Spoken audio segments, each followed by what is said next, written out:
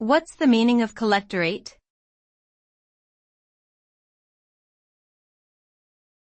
Collectorate.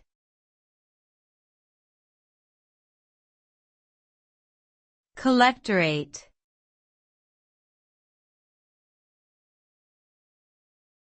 Collectorate.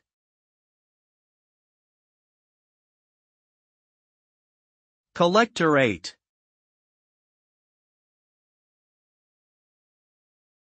A collectorate is a government administrative body responsible for collecting revenue, taxes and duties on behalf of the government. It also oversees the implementation of various government schemes and programs in a particular region or locality.